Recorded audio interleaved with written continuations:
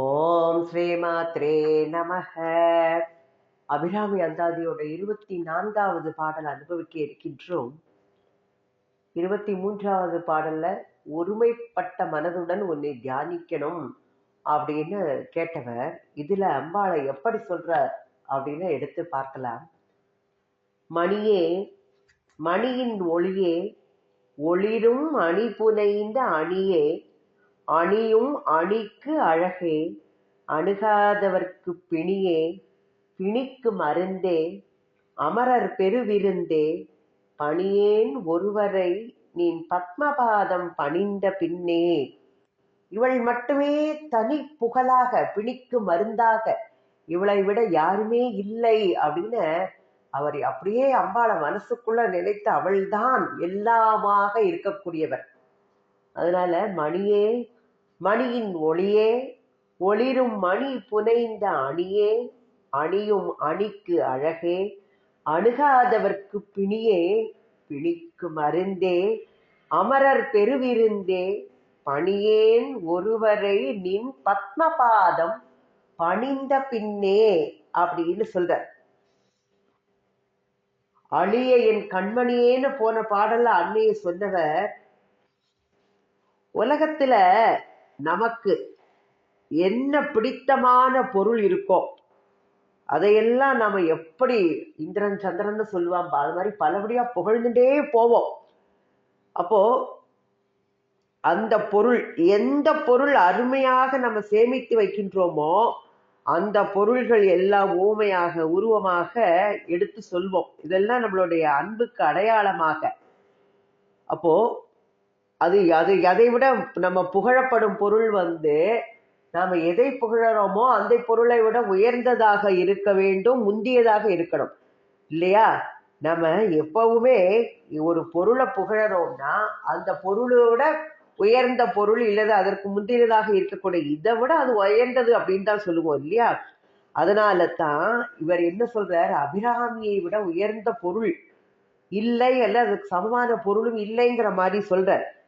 ஏன்னா நம்ம என்ன சொல்லுவோம், குழந்தைகளை யார ரொம்ப பிடித்தமானவர்களை கொஞ்சம் போது கண்ணே மணியே பொன்னே அப்படின்லாம் சொல்லுவோம் இல்லையா? அப்போ விலை உயர்ந்த பொருள் நமக்கு பொன்னும் மணியும் தான். அப்போ இதை மக்கள் செல்வத்தோடு நம்ம புகழும் போது அப்படியே ஒப்பிட்டு அப்படியே பாராட்டி சொல்லுவோம், என் கண்ணே, என் மணியே, என் பொன்னே, முத்தே அப்படிம்போம். அப்போ எல்லா பொருளுக்கும் மேலான பொருள் பரம்பொருள் யாரு? அம்பாள். அப்போ அந்த குழந்தைய ஒரு அம்மா எப்படி கொஞ்சாலோ அதே மாதிரி முதிர்ந்த ஒரு குழந்தை என்ன பண்ணுமா, தாயை கூட பாராட்டுங்கிற இந்த பாராட்ட. ஆனா எங்க அம்மா மாதிரி சொல்லுவா, எங்க அம்மா மாதிரி உண்டா முதிர்ந்த குழந்தை சொல்லும், தாயை பாராட்டும். அப்போ எல்லா உலகுக்கும் தனித்தாயாக விளங்குபவள் யாரு?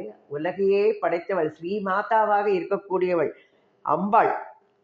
இவளை நாம எப்படி வாயார பாராட்டுவோம். நம்ம நிறைய பேர் எப்படியெல்லாம் அம்பாளை சோஸ்திரம் பண்ணி கேட்டுட்டே இருக்கோம், வாயார மனதார உளதார அப்படி பாராட்டுவா. அதனால அந்த அம்பாளுக்கு ஒரு தனி சிறப்பு வருமா? ஏற்கனவே அவளுக்கு நிறைய சிறப்பு இருக்கு. ஆனா நமக்கு அதை பாராட்டி சொல்லும் பொழுது நம்ம மனசுக்கு ஒரு சந்தோஷம், ஒரு ஆனந்தம், நாவிற்கு இன்பம், மனதிற்கு இன்பம் கொடுக்கக்கூடியதாக அந்த பாராட்டுகள் நமக்கு தோன்றும். இப்ப அம்பாள் எப்படி அபிராமி பட்டனோ, வாயினால் பாடி, யார் இவள் சொல்லிவள், வாயினால் பாடி மனத்தினால் சிந்தித்து ஓய பிழையும் அது அப்படின்னு சொல்ற மாதிரி வழிபாடு செய்வதில் அவர மாதிரி சிறந்தவர். வாயினால பாடி மனத்தினால சிந்திப்பதில் அபிராமி பட்டருக்கு நிகர் யாருமே கிடையாதுன்பா. அப்போ அவர் அம்பாளை எதனால அவருக்கு அம்பாள் தான். எந்த இது வந்தாலும் அம்பாள் தான். எதை பாடணும்னாலும் முதல்ல அவருக்கு மற்ற தெய்வங்கள் எல்லாம் தாழ்த்தி சொல்றாரா? இல்ல. ஆனா அவருக்கு அபிராமி தான். எல்லா திருக்கட ஊரில் வாழ் அபிராமி அன்னையே தான் சொல்லுவார். அம்பே பதிகத்துல எல்லாம் பாக்குறோம்.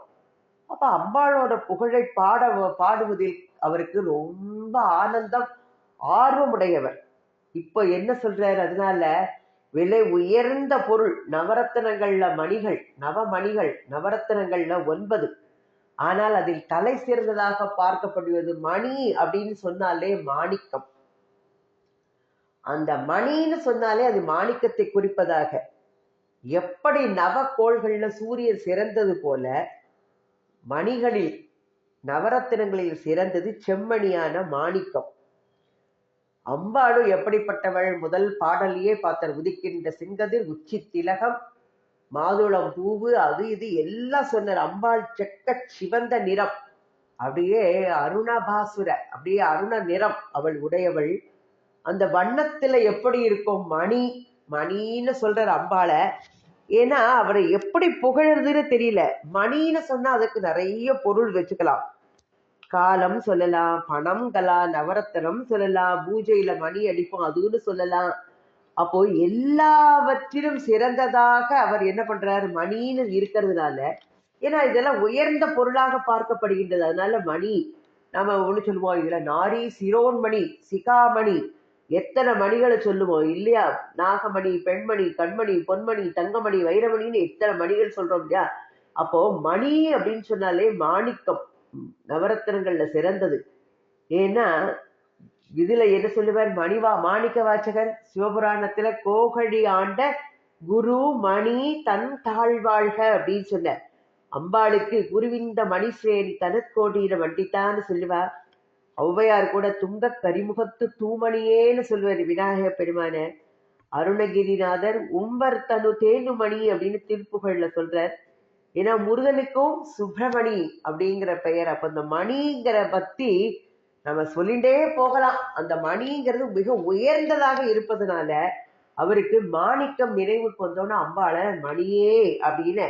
அப்போ அந்த மணிக்கு பெருமை அதோட நிறம் மட்டுமா? ஒளி அடுத்தாப்புல ஒளியினால அதற்கு ஒரு சிறப்பு கிடைக்கும். அப்படியே டால் அடிச்சு பிரகாசிக்கும் அந்த அதனாலே அதுக்கு சிறப்பு கிடைக்கிறது.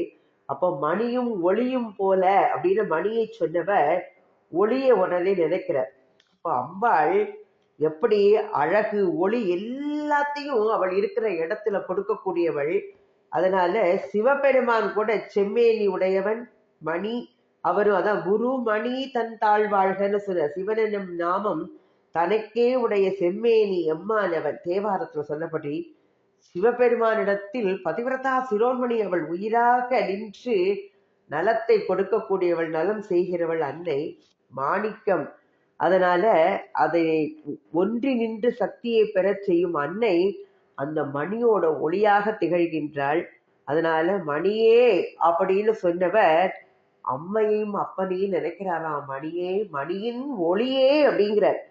ஒளி எப்படி மணியிலேருந்து அந்த ஒளியை பிரிக்க முடியுமா? பிடிக்காது. பூவில மனம் பிரிக்க முடியுமா? நீர்ல குளிர்ச்சி பிரிக்க முடியுமா? அக்னியில சூடு அதை பிரிக்க முடியுமா? அதனால அவளை அம்பாள் சிவபெருமானுடன் ஒன்றி இருப்பவள். அவரிடமிருந்து அவளை பிரிக்கவே முடியாது. என்றும் சிவபெருமானிடம் நின்று நிலவுகின்றவள் அன்னை அப்படின்னு சொல்ற. அப்போ நவமணிகள் தனித்தனியா இருக்கும். எல்லாரும் என்ன பண்ணிப்போம்? 9 ரத்தனங்களையும் சேர்த்துதான் ஒரு மோதிரமா போட்டுப்பான். அப்போ அவை எல்லாமே இணைந்து அணியாக நிற்கும் பொழுது அதற்றோட அழகு பயன் எல்லாம் தனி சிறப்பு பெற்றதாக இருக்கின்றது. முத்து தனியா பார்த்தா சும்மா சாதாரணமா இருக்கும். அதோ ஒரு முத்து மாலையா போட்டுட்டா என்ன அழகா இருக்கும். அணிவதற்கே அம்பாளுக்கு முத்து அவ்வளவு விசேஷமாக. அப்போ மணி அப்படின்னு சொல்லும் போது தனியாக பார்க்கும்போது அது மற்றதோடு சேரும் போது அது அழகு பயன் எல்லாம் அதிகமாக அமையும் அப்படிங்கிறதுனால அப்போ பிற மணியை சேர்த்து பொண்ணு சேர்த்து அது ஒரு நகையாக பண்ணி அணியும் போது சிறந்த பயனை அடைகின்றது. அதே பூவை ஒரு பூவா வைக்கிறதோட பல மாலை பூக்களை கட்டி ஒரு மாலையாக அணியும் போது அதனுடைய சிறப்பு எப்படி பன்மடங்கு உயர்கின்றது இல்லையா? அதனால மணியை கூட அணியாக்கி சொல்றார். மணியின் ஒளியே அடுத்தது சொல்றார். அது என்ன சொல்ல போறார்? அதை அணியாக அமையும் போது அது பல பல நலங்கள் எல்லாம் இணைந்த திருவுருவமாக அம்பாள் மேல் இணைகின்றது. அப்போ அம்பாள் எப்படிப்பட்டவள்? அவளை பார்க்கவும் அவளுடன் பேசவும் அவளை நினைக்கவும் இனிய பண்புகள் நிறைய கொண்டவள் அவள் இல்லையா? பல மணிகளை ஒன்றாக்கி இணைத்து அணியாக அமைத்தால் எப்படி எவ்வளவு பெருமை பயன் உண்டாகுமோ அத்தனை பயனும் பெருமையும் அம்பிகையால் ஏற்படுகின்றதாம். அதனால தான் ஒளிரும் மணி புனைந்த அணியே அப்படின்னு சொல்ற. அதை அணிந்து மகிழும் அணியாக இல்லாவிட்டால் பெருமை இருக்காது அப்படின்னு சொல்ற. தங்கம் சிறந்தது, அதாவது அது கட்டியா இருந்தா, கட்டியா வச்சா அது பெட்டியில தான் வைக்க முடியும், அணிந்து கொள்ள முடியுமா? அணி அது நிறைய அணியாக செய்து வளையல் மாலை அப்படின்னு செய்து அணிந்து கொண்டும் போதுதான் அதற்கு பெருமை சேரும். அதே போல அம்பாள் ஒளி நிறைந்த மணியானவளாக இருந்தாலும் அவளை அணியாக அணிந்து கொண்டால்தான் சிறப்பாக இருக்கும் அப்படின்னு சொல்ற. அதனால அம்பாள் ஒவ்வொரு தெய்வத்துக்கிட்டையும் ஒரு மணியை போல ஒவ்வொரு பண்பு சிறந்ததாக இருக்கும். அம்பாள் கிட்டக்க பல மணிகள் ஒன்று பெற்ற எல்லாம் சேர்ந்து அப்படியே பயனுடைய எல்லா குணங்களும் சேர்ந்து இருக்கின்றதா. அதனால தான் மணி என்றும் மணியின் ஒளின்னு சொன்னவர் ஒளிரும் மணி புனைந்த அணியே அப்படின்னு சொல்றார். அப்பேற்பட்ட பெருமை நிறைந்தவளாக அம்பாள் இருக்கின்றாள். மணி அணியாக ஆகும் போதுதான் எல்லாரையும் பார்க்கும் போது இது எப்படி பண்ணின என்ன இருக்கே அப்படின்லாம் கவர்கிறது இல்லையா? அதை பாரி அம்பாளும் அனைத்தையுமே அணியாக கொண்டு அனைவரையும் கவரச் செய்கின்றவளாக இருக்கின்றாளா அம்பாள். அடுத்தது அணியை சொல்றார். அணியை சொன்னோடனே என்ன வருது? பல வகை ஆபரணங்களை அவள் அணிஞ்சுட்டு இருக்கா. உடனே என்ன சொல்றார் அவர்? அணியும் அணிக்கு அழகே அப்படிங்கிற மாதிரி இழை அணி சிறப்பிற் பழையோள் அப்படின்னு திருமுருகாற்று படையில சொல்லப்பட்டிருக்கு. நீல மேனி வால் இழை 500 அம்பாளை பத்தி சொல்லப்பட்டிருக்கு. வாலிழைனா அது தன்னால நம்மளால சொல்லப்படாமல் ஏற்றப்படாமல் தானாகவே அமைந்த தெய்வீக அணிகலன்களாம். அப்போ நாமெல்லாம் என்ன பண்றோம்? நிறைய அணிகலன்கள்லாம் செய்து அதை நம்ம அழகுபடுத்திக்கிறதுக்காண்டி நம்ம அணிந்து கொள்கின்றோம். ஆனால் அம்பாள் எப்படி இயல்பாகவே திரிபுர சுந்தரி, இயல்பாகவே பேர் அழகு உடையவள் அம்பாள். நாம அதை அணிந்து கொண்டால் நமக்கு அதனால அழகுன்னு நினைக்கிறோம். ஆனா அம்பாளால் அணிக்கு அழகு, மேலும் அம்பாளை அடைந்த எத்தகைய பொருளும் கூட அவளால பேரும் பெருமையும் அடைகின்றது அப்படிங்கிறார். அதனால தான் அம்பாள் அணியும் அணிக்கு அழகே அப்படின்னு சொல்ற. அழகுக்கு ஒருவாரும் ஒவ்வாத வள்ளி அவள் திரிபுர சுந்தரி.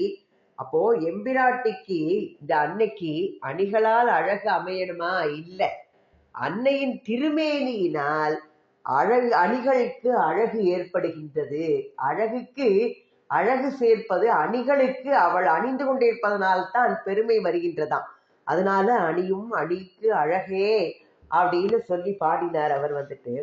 அடுத்தது என்ன சொல்றாருன்னா, அணுகாதவர்க்கு பிணியே. அப்போ அம்பாளை அடைந்த எந்த உயிரும் உயர்வடையும் உய்வடையும். அதனால தான் அவள் அணியும் அணிக்கு அழகுன்னு சொன்னவர் அணுகாதவர்க்கு பிணியே. இப்படி அபிராமி அம்பாளோட அருள், அத நம்ம அவளுடைய அருளுக்கு ஏங்கி நிக்கிறோம் அவள்கிட்ட. அப்போ அம்பாள் எல்லாருக்கும் தாய் இல்லையா? ஆனா நாம அவளை அணுகி அவள் கிட்டக்க என்பது அணுகாதவர்க்கு பிணியாக இருக்கக்கூடியவள் அவள். அவளை அணுகி அன்பு செய்பவருக்குத்தான் தன்னுடைய இனிய அப்படியே அருளை கொடுத்து தன்னுடைய கோலத்தை காட்டி அருள் புரிகின்றாள் அம்பாள். அவள் எப்படிப்பட்ட கல்யாண குணங்கள் நிறைந்தவள். அதையெல்லாம் நம்ம அதை நினைத்து பார்க்கும்போது, தியானம் பண்ணும்போது நம்மளுக்கு மனதில் அமைதி ஏற்படுகின்றது. அவளே அடைந்து நலம் பெற வேண்டும். நாம் அவளையே சாரணும். நமக்கு வேற யாருமே கதி கிடையாது இந்த உலகத்துல. நமக்கு கதினா அவளுடைய திருவடிகள். அவள்தான், அவள் பெரும் கருணை உடையவள். அவளை சார்ந்தால் நமக்கு எல்லாவற்றிலும் நன்மையே உண்டாகும். அதனால அவளுடைய கோலம் எப்படி உள்ளத்தை கொள்ளை கொள்ளும்படியாக அழகு திருக்கோலம் கொண்டு இருக்கின்றவள். கருவி காரணங்களுக்கெல்லாம் அப்பாலாக நுண்பொருளாக இருக்கக்கூடியவள் அம்பாள். அப்போ நம்ம அவள் உருவமும் நாமமும் இல்லாத ஒருவனுக்கு 1000 நாமங்கள் கொட்டி தெள்ளேண்டும் பாடுவோங்கிற மாதிரி அவளுடைய நம்மளை காப்பதற்காக உருவமும் நாமமும் அவள் எடுத்துக்கொண்டு வருகின்றாள். அப்படி வரும் தாயை நாம என்ன பண்ணணும்? சேமை நம்ம அவளை ஓடி, அவளை எப்படி ஒரு குழந்தை போ அம்மா காலை இறுக பற்றி கொள்ளுமோ அது மாதிரி அவளை ஓடி காலை பற்றி கொள்ளும் போது அதுதான் நல்ல குழந்தை. நம்ம அப்படிப்பட்ட குழந்தையாக இருக்கணும். நம்மளை படைத்தவள் அவள், நமக்கு தாய். அவளுடைய காலை பற்றி கொள்ள வேண்டும். ஆனா சில குழந்தைகள் அவளுடைய கருணை செயலை உணராம அவ என்ன செஞ்சிடுவா, அவ என்ன பண்ணிருக்கா அப்படின்னு எத்தனை பேர் இருக்கா இல்லையா, நாம பாக்குறோம். எத்தனை பேர் உருகிறா, காதலாகி கசிந்து கண்ணீர் மல்கிறவா இருக்கா. அவளை நம்பாதவ அவளை மனம் போனபடி தன்னுடைய போக்குல போறவாளும் இருக்கா. அப்போ குழந்தைகள் எப்படி அன்னையா அனைத்து வளர்க்கும் போது அன்பினால் இதாகும். சில குழந்தைகள் அம்மாவுக்கு அடிபடியாம ஓடி போயிடும், அதெல்லாம் இருக்கு. அப்போ அம்பாள் நமக்கு இந்த உலகம், நம்மளுக்கு வீட்டுல எப்படி அன்னையோட ராஜ்யமோ அத மாதிரி இந்த உலகத்துக்குள்ள அம்பாள் அன்னையாக இருக்கின்றாள். நாம அதற்குள் விளையாடும் குழந்தை. அன்னையை பற்றி கொண்டால் நமக்கு நல்லதே கிடைக்கும். அம்பாளுடைய அருள் நமக்கு எப்படியெல்லாம் நன்மை செய்கின்றது அப்படின்னா, நம்ம ஒரு அம்மா என்ன பண்ணோம், ஒரு குழந்தை வீட்டை விட்டு ஓடி ரோட்ல மண்ணை திங்கிறது புழுதி திங்கிறதுன்னு அம்மா என்ன பண்ணுவா, ஓடி அவளை அடித்து திருத்துவா இல்லையா. அது போல அம்பாளோட அருள் எல்லையில் நின்று நாம அவளை அணுகி நல்லதையே அடைய வேண்டும், பணிந்து நலம் பெற வேண்டும். இல்லாவிட்டால் அவர்கள் எல்லாம் என்ன பண்றா, இந்திரியத்து அடிமையாகி இந்த மாய வாழ்வு அதுதான் சதம்னு நினைச்சு இந்த உலகத்தில் உள்ள இன்பங்களை எல்லாம் அனுபவித்துக் கொண்டிருக்கிறார்கள். இப்படி பிரபஞ்ச சேற்றில் உழலுகின்ற அந்த குழந்தைகளை திருத்துவதற்காக எம்பெருமாட்டி என்ன பண்றாளா, அவளுக்கு துன்பத்தை கொடுக்கும் போது அப்படியாவது நீ நல்லதை நினைக்க மாட்டாயா அப்படின்னு தாய் என்ன பண்ணுவா, குழந்தை இதா இருந்தால் அவளை அடித்து திருத்துற மாதிரி அம்பாள் எப்படி இருக்கின்றாள், கஷ்டத்தை கொடுக்கின்றாள், நோயை கொடுக்கின்றாள். அதனாலதான் அவளை அணுகாதவர்க்கு பிணியே அப்படின்னு சொன்னார். ஏன்னா நம்ம பொல்லாத குழந்தைகளா இருக்கும். ஒவ்வொரு குழந்தைகள் நல்ல குழந்தைகள் எங்க அம்மா மாதிரி உண்டாகும், பொல்லாத குழந்தைகள்னா அவளா தாயா பேய் அப்படிலாம் திட்டுவா, நம்ம பார்த்திருக்கோம். அப்போ அன்னையின் பெருமையை உணராது அவளை மதிக்காமல் நோயாக கருதுவர். அதனால அணுகாதவர்க்கு பிணி அப்படின்னு சொல்ற. ஆனா அவள் தான் பிணிக்கு மருந்தாகவும் இருக்கக்கூடியவள், அவள் தான்ங்கிற. அம்மையை பிணியேன்னு சொன்னவர், அந்த பிணிக்கும் நீதானமா மருந்தாக இருக்கக்கூடியவர். நீ அவர்களுக்கெல்லாம் துன்பத்தை கொடுக்கின்றாய், நோயை தீர்க்கும் மருந்தாக இருந்து உதவுகின்றாயே அம்மா. நல்லவர்களுக்கெல்லாம் உன்னை உபாசிக்கின்றவர்கள் எப்பேற்பட்ட பிணியிலிருந்து விடுதலை பெறுகின்றார்கள். முதல்ல இந்த பிறவி பெருங்கடலையே நீந்தக்கூடிய இந்த பிணியை தாண்டக்கூடிய பாக்கியத்தை அவள் தருகின்றாள். சர்வ வியாதி பிரசமனி அவள் அம்பாள். அப்போ நமக்கு எத்தனையோ வகை நோய்கள், இப்ப பேர் தெரியாத எத்தனை நோய்கள் வருது. இப்ப கோவிட், அத மாதிரி நமக்கு பட்ட கஷ்டம் ஒண்ணுமே இல்லை. அதனால எப்படியாவது அதுக்கு மருந்து கண்டுபிடிக்க மாட்டாளா, இதை கண்டுபிடிச்சிருக்காளா, அதை கண்டுபிடிச்சிருக்காளா, எல்லாம் அவளோட திருவருள்னால அந்த மருந்துகள்லாம் கண்டுபிடிக்கப்பட்டு நமக்கு அதுல இருந்து ஒரு நிவாரணம் கிடைச்சது. அது மாதிரி நோய்கள் அது மருத்துவரை கொண்டு பரிகாரம் தேடுவதற்கும் அவளே வழி கொடுக்கின்றாள். இந்த நோய்கள், பிறப்புங்கிற நோய்க்கு யாருக்கிட்டக்க மருந்து இருக்கு, அவள் கிட்டக்கத்தான் இருக்கு. இந்த பிணிக்கு மருந்து அவள் தான். இந்த யாராலையும் இந்த சம்சார சாகரத்துல இருந்து தாண்டக்கூடிய இந்த பிணிக்கு மருந்து என்பதே கிடையாது. அம்பாளுடைய அருள் மருந்து அது ஒன்றுதான். அதுதான் நம்மளை இந்த பவசாகரத்திலிருந்து காப்பாற்றக்கூடியதாக. அப்போ அந்த மருந்தை எப்படி ஒரு நோய் வந்துடுச்சுன்னா நம்ம அந்த மருந்தை அதற்குள்ள மருந்தை உட்கொள்ளும் போது அந்த பிணியிலிருந்து நாம் விடுபடுகின்றோமோ, அதே மாதிரி அம்பாளுடைய அந்த கோலம், அருட்கோலத்தை மனத்திற்குள் நினைத்து நினைத்து தியானிப்பும் போது அந்த மருந்தை உட்கொண்டு அந்த பக்திங்கிற சாதகத்தினால் அதை நாம கடைபிடித்து இந்த பிறவிங்கிற பெரிய பிணியை தீர்க்கக்கூடிய மருந்தாக அவளை நாம் தியானம் பண்ணணும். பிணிக்கு மருந்தேன்னு சொன்னவர் இதைத்தான் குமரகுருபரர் கூட மீனாட்சி அம்மை பிள்ளை தமிழ்ல சொல்லியிருக்க. வெம்பாசம் மருவிய பிணிகட மலை தரும் அருமை மருந்தே, பிறவி பெரும் பிணிக்கோர் மருந்தே அப்படின்னு சொல்ற. ஏன்னா பிறவி பிணிக்கு மருந்தாக இருக்கக்கூடியவள் அம்பாள் மட்டும்தான், பகவான் தான் பிறவி பிணிக்கு மருந்தாக இருக்கும் இயல்பு அவள்கிட்ட தான் இருக்கு. அதனால மணியேன்னு சொல்ல ஆரம்பிச்சவர் கடைசியில மருந்தேன்னு சொல்றார். அப்போ அம்பாள் தான் எல்லாருக்கும் நலத்தை கொடுக்கக்கூடியவள், தேவர்களுக்கும் நலத்தை கொடுக்கக்கூடியவள். ஏன்னா தேவர்களுக்கெல்லாம் அசுரர்கள் எல்லாம் நிறைய பேர் கஷ்டத்தை கொடுத்தா. ஆனா எல்லாம் எப்படி முனிவர்கள்லாம் வேள்வி பண்றா, யாகம் பண்றா, அதை எல்லாம் அழித்து அவர்களுக்கு எல்லாம் நிறைய கஷ்டத்தை எல்லாம் கொடுத்து இந்த அசுரர்கள் எல்லாம் அவர்களை எல்லாம் நடுங்க செய்தனர். ஏன்னா தேவர்களுக்கு சிறந்த போகம், அவர்கள் புண்ணியத்தோட பயனாக அவர்கள் வாழ்வு எப்பேற்பட்ட வாழ்வுன்னா, இப்படி நம்மளுக்கு இங்க இன்பமும் துன்பமும் கலந்து இருக்கும். ஆனா தேவலோகத்துல வாழ்க்கையில முழுவதும் இன்பம் தான். அதனால சொர்க்க வாழ்வு, போக வாழ்வு, தேவ போகம் அப்படின்லாம் பாராட்டி சொல்லுவா எல்லாரும். அப்போ அப்படிப்பட்ட பாக்கியங்களை எல்லாம் நிரம்ப பெற்ற தேவர்கள் அசுரர்கள்னால அந்த நிலை மாறி துன்பத்தை எல்லாம் அடைந்தார்கள். அப்போ அவர்களுக்கு கிடைத்து வந்த அந்த போகம் எல்லாம் நிலை தடுமாறினோன்னு எப்பொழுது எது கிடைக்கும்னே அவளுக்கு தெரியல. அசுரர்கள் எல்லாம் தேவர்கள் வாழ்வை எப்படி குலைத்தார்கள். அதனால தேவர்கள் எல்லாம் மெலிந்து பசியால் தவிக்கிறவர்கள் போல ஆனோன்ன அவர்கள் எல்லாம் அம்பாளை போய் சரண் புகுந்துடுறா. அம்பாள் அசுரர்களை எல்லாம் அழித்து தேவர்களுக்கு எப்படி இன்ப வாழ்வை கொடுத்தாள். அமரர் வாழ்வு வாழ்வாக அமுதபானம் ஈவாளேன்னு தக்கையாக பரணில ஒட்டக்கூத்த சொல்லி இருக்கிற மாதிரி அம்பாளோட கருணை செயல். இதை பாராட்டாமல் இருக்க முடியுமா? அப்போ தேவர்களுக்கே அன்னையின் அருளால முன்னையிலும் சிறந்த போகத்தை பெற்று வாழக்கூடிய பாக்கியம் கிடைத்தது. அம்பாள் அவர்களுக்கெல்லாம் பெரு விருந்தை அள்ளி கொடுத்தாள். பெரு விருந்தாக அவளாகவே இருந்து இன்ப வாழ்வை மீண்டும் அவர்களுக்கு எல்லாம் கொடுத்தாள். அமரர் பெரு விருந்தே அப்படின்னு ஏற்கனவே பார்க்கடலை கடைந்து அமுதத்தை பெற்றவர்கள். ஏன்னா நம்ம பார்த்துருக்கோம், பார்க்கடலை கடைந்த போது விஷம் வந்தோடனே எப்படி சிவபெருமான் அதை உண்டு தேவர்களுக்கு எல்லாம் அமுதத்தை கொடுத்தார் இல்லையா, அது ஒரு விருந்து. ஆனால் அம்பாளுடைய திருவருள் எப்படிப்பட்டதான் பெரு விருந்து அப்படிங்கிறார். அமுதம் சாப்பிட்டா கூட அசுரர்கள் எல்லாம் துன்பம் விளைவித்தால் தேவர்களுக்கு கஷ்டம்தான். அப்போ அமுத விருந்து செய்யாததை அம்பாளுடைய இந்த பெரு விருந்து உண்டாக்குறது. அமுதமாகிய பழைய விருந்து சிறிய விருந்தாக ஆகிவிட்டதான். அம்பாளுடைய புதுமையான இந்த விருந்து பெரு விருந்தே அப்படின்னு சொன்ன. அப்போ விருந்து அப்படின்னா புதுமை அப்படின்னு ஒரு சொல் கூட வச்சுக்கலாம். அதனால அம்பாளோட அடியை பணிந்தால் நலம் பெற கூட முடியும்.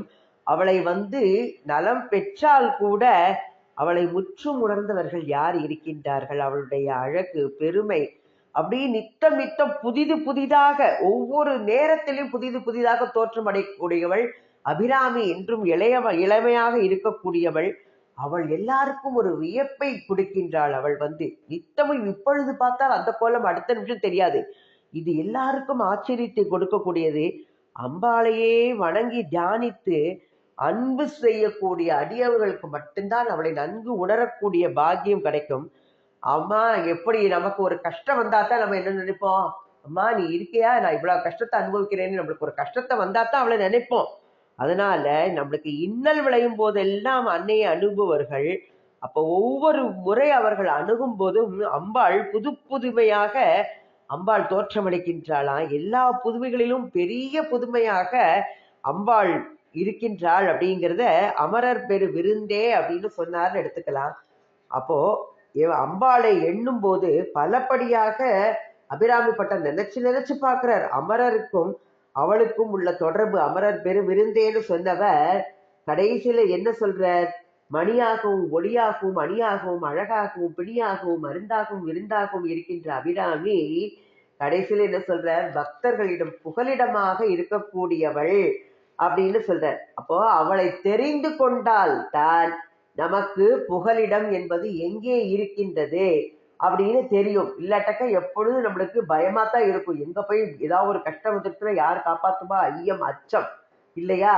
அப்போ அம்பாளை நம்ம பார்த்து அவளை அணுகி அதை நம்ம இது பண்ணும் போதுதான் நம்ம அந்த மாயைங்கிற அந்த காரணமாக யாரை புகழ்வதுன்னு நம்மளுக்கு யாரை சரணடைவது அப்படின்னு நம்மளுக்கு ஒரு மயக்கம் வருது. அப்போ எப்படி அது கானலை போய் பார்ப்போம், தண்ணி சுத்தி வெளியில எங்கேயோ ஓடுற மாதிரி இருக்கும், பக்கத்துல பார்த்தா கானல் நீர் அப்படின்பா. அப்போ அத மாதிரி முயற்சி நம்மளுக்கு வேணும். நீர்நிலையை கண்டு விட்டால் வேறு எதனிலும் நாட்டம் இல்லாமல் எப்படி தண்ணி தவிக்கின்றவன் நின்று விடுவானோ அதுபோல இந்த பிரபஞ்ச வாசனையில் ஈடுபட்ட உயிர்கள் யார் யாரையோ அணுகி அவர்களால மேலும் மேலும் துன்பம் உண்டாவதையே காண்பவர்கள் அம்பாள் ஒருத்திதான் தக்க பற்றுக்கோடு அப்படின்னு உணர்ந்து அவளையே சரண் புகுந்து அவளுடைய திருவடி தாமரையை பற்றி கொள்ளும் போது நமக்கு வேறு யாரையும் போய் புகழ் தஞ்சம் என்று தேடுவதற்கு அவசியமே கிடையாதுங்கிறார். அப்போ வறுமையால் துன்புற்றவர்கள் அவர்களுக்கு பொருள்கள் யார் கொடுப்பான்னு, எந்த வள்ளல் கொடுப்பான்னு தேடி போவா. அப்போ அவர்கள், நம்ம அந்த காலத்துல பார்த்திருக்கோம், புலவர்கள்லாம் போய் மன்னனை பாடினோன்னு அவர்கள்லாம் வறுமையால இருக்கக்கூடியவர், அவர்களுக்கு எல்லாம் பொருளை கொடுப்பா இல்லையா. அதனால தான் திருவள்ளுவர் கூட சொல்றாரு, இளன் என்னும் எவ்வம் உரையாமை ஈதல் புலன் உடையான் கண்ணே உள அப்படின்னு ஒரு குரல்ல சொல்லியிருக்கிற மாதிரி, தங்கிட்டக்க வந்து யாச்சகம்னு கேட்பா, வேறு யாரு கிட்டக்கையும் போய் எனக்கு இன்னும் இல்லைன்னு கேட்காத அளவுக்கு பொருட்களை எல்லாம் நிறைவாக வழங்கணும் அப்படின்னு சொல்றாரு. ஏன்னா இன்னொரு பாட்டுல சொல்லுவா, சோழனிடம் சென்று இறந்து பொருள் பெற்ற புலவர்கள் மீட்டும் பொருளுக்காக வேறு யாரிடமும் சென்று கையேந்த வேண்டிய அவசியமே இல்லாமல் போகும்னு அந்த பொருளுடைய ஒரு பாடல். செருமான வேர்ச்சென்னி தென்னுரந்தை யார்தம் பெருமான் முகம் பார்த்த பின்னர் ஒரு நாளும் பூதலத்தார் தம்மை பொருள் நசையால் பாராவாம் காதலித்து தாழ்ந்து இறப்பார்கள் அப்படின்னு சொல்ற மாதிரி, இந்த நம்ம உலகத்துல வாழ்வதற்கு பொருள் தேவை இல்லையா.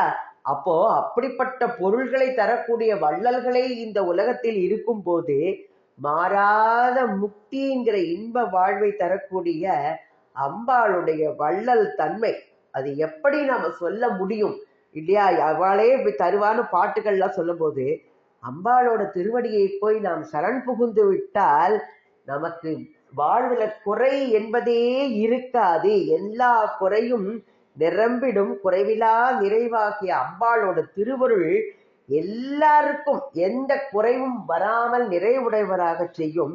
அதனால உன்னுடைய பாத பத்மத்தை பணிந்த பிறகு நான் வேறு ஒருவரையும் பணிய மாட்டேன்னு ஆசிரியர் சொல்லி, பணியேன் ஒருவரை நீ பத்ம பாதம் பணிந்த பின்னே, அவளை பணிந்தாயினால் வேற யாரையும் போய் பணிய வேண்டிய அவசியமே ஏற்படாது. எப்படி இந்த சோழ மன்னனை பத்தி இந்த வள்ளல் அவன் பாடின அப்புறம் வேற யார்ட்டையும் போய் பொருள் கேட்டு யாச்சகம் பெறக்கூடிய நிலைமை வராதுன்னு சொல்ற மாதிரி, அம்பாளை பணிந்தாயிற்று என்றால் யாரு கிட்டக்கையும் போய் எதற்காகவும் நிற்க வேண்டாம். அதனால பணியேன் ஒருவரை நீ பத்மபாதம் பணிந்த பின்னே அப்படின்னு, மணி அப்படின்னு உயரிய பொருள், அமரர்களுக்கு பெருவிருந்து அருள் செய்யும் அபிராமி அவளுடைய திருவடி தாமரைகளை பணிந்தவர்களுக்கு எதிர் குறையும் இருக்காமல் அவள் வந்து எல்லாவற்றையும் நிறைவு செய்து விடுவாள்.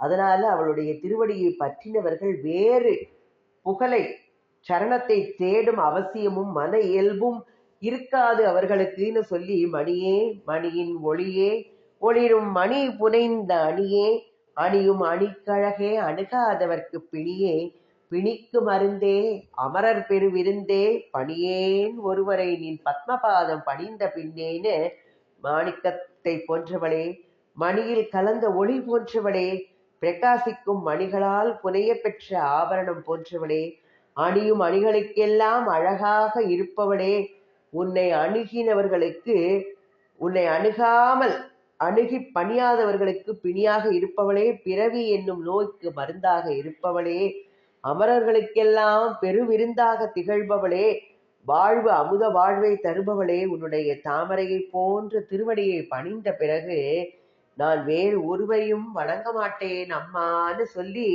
முடிக்கிறது இந்த பாடலை. நாமளும் அவளுடைய திருவடி தாமரைகள்ல சரண் புகுந்து பணியேன் ஒருவரை நின் பத்மபாதம் பணிந்த பின்னேன்னு அவளுடைய திருவடிகளிலேயே சரண் புகுவோம்.